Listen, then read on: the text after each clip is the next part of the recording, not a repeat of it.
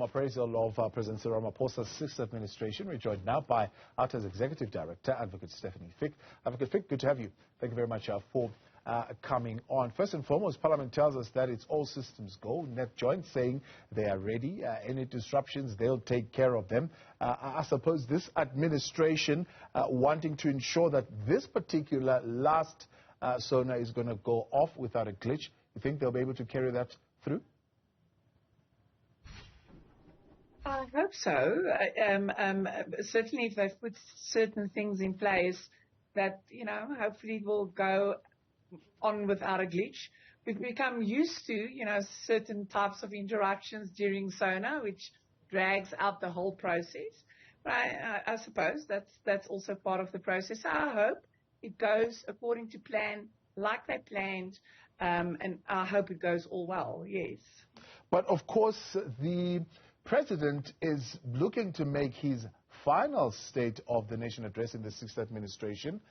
He doesn't know what government is going to look like in the next administration. It could be dealing with a reconfigured government of some kind of coalition or some sort, or it could still be him solo and the party that he governs. What do you think would be the thing to point out for him as he delivers this last State of the Nation address for his administration?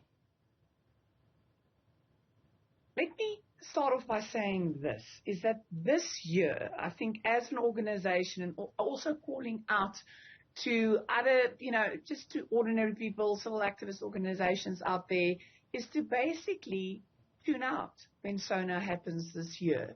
Because, asking that question, what do we hope to hear?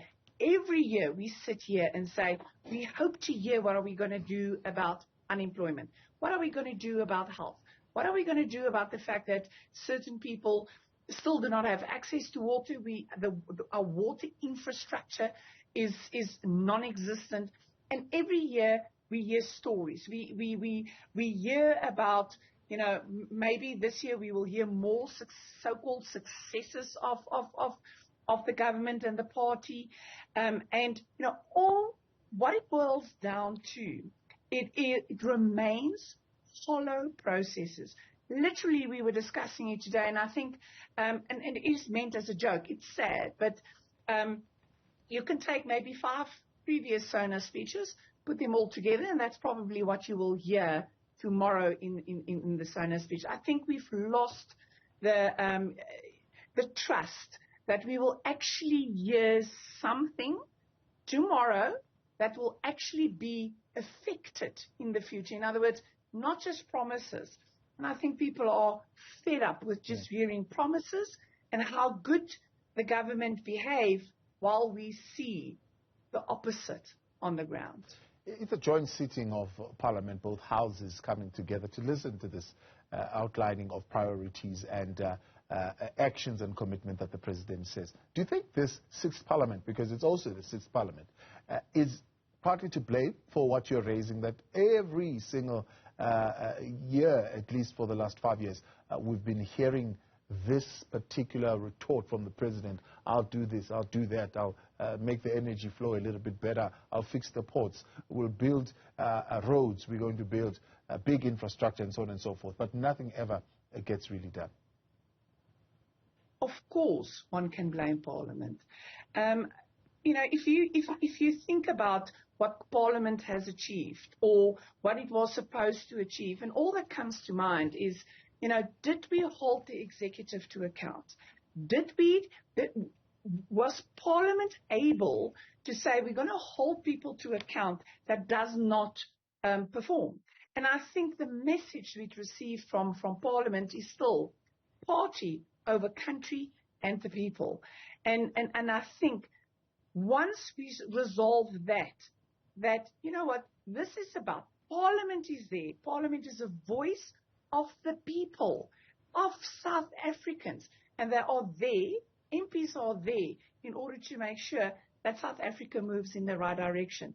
And we always have this discussion about, party over the interest of South Africa. And if you really think about it, when we go to the voting stations, they actually shouldn't be, because it seems that political parties is unable to make promises in their manifestos and in their ideologies.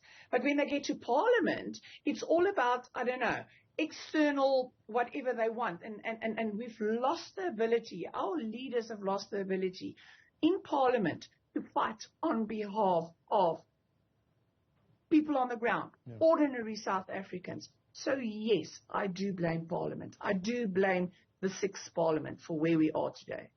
Do you think it's that conversation of party over institutions that are supposed to govern for the people that comes into effect when you look at a parliament that, for example, could have been empowered by the Commission of Inquiry report to take particular actions in holding the executive accountable? Yet, once again, we sit here and we say they're found lacking. Why are they found lacking?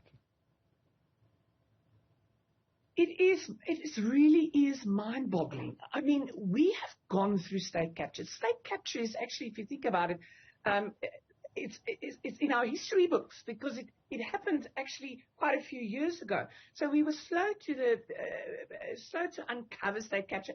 But when we eventually realized that there's a big problem, and there was the State Capture Commission, did Parliament listen to the recommendations? And I think the answer is no. They had the ability to say, but you know what? Corruption is rife in South Africa. We are seeing what corruption does to ordinary people, our infrastructure, water, education, health, all the things that is wrong in South Africa. And let us, because there's an oath. We have a constitutional duty towards South Africa and its people. Let's self-correct and hold the executive to account. And you know what we've seen? We've seen that ministers, although removed from positions, where do they go? They go to Parliament and be chairpersons of portfolio committees. There's a lack of will in political parties to hold to account the people that is responsible for either, being part of corruption or enabling corruption. And we really need to, in the 7th Parliament, it should all be about ethical leadership, giving resources to parliamentarians in order to make the right decisions, and that we start making decisions for South Africa and its people. This is the 6th Parliament that, I suppose, depending on how you look at it, would have had the unfortunate situation of having to deal with a building that was caught in some kind of fire. And do you think that could have hampered them from carrying out the work that they needed to carry out? And what needs to happen now, particularly in the next Parliament, in terms of overhauling for the framework of safety and security of the parliamentary precinct? Hopefully they can fix Parliament. I think, Parliament also should be, we should be proud of Parliament. I mean, that is where the MP sits, and that's where the things happen, and where there is supposed to be oversight, and there is this constitutional duty that is sitting there in Parliament, and yes, they should fix Parliament.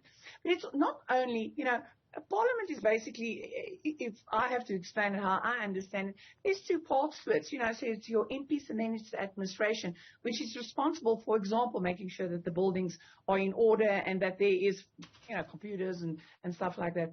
But I think fixing the building is only part of it. There's so many other things that I think maybe in the new Parliament that they should, in our 7th Parliament, that really needs to start looking at. And I've alluded to the fact that I think MPs need resources. So, give them the research capabilities. MPs are there to, yes, defend our rights, but they're not all knowing. So give them the ability to, do research, get the right facts so that they can make the right decisions. And then, let's look at constituency engagements. Parliamentarians have got a lot of leave, and then, they're supposed to go to their constituencies. And I know that at some point our parliamentary office tried to look for constituency officers, and it's very difficult to find. Political parties get funding, they get funding for constituencies, and it's high time that Parliament also keep Parliament to account. Make sure that money is spent wisely. But then, again, not only in Parliament, but also in our departments. they have the obligation to make sure that departments are run appropriately. And they have the ability to say, but, seeing that your plan for the year, you did not reach your goals, and et cetera, is that we're going to look at your budget and that we can sanction you because you did not do what you are promised to do. Parliament has got an enormous amount of power, and I think they should really, hopefully, in our 7th Parliament, we will see ethical MPs that really, again, I reiterate, will make decisions in the best interest of all of us. Advocate Stefanie Fick, appreciate your time, Director at Outa there.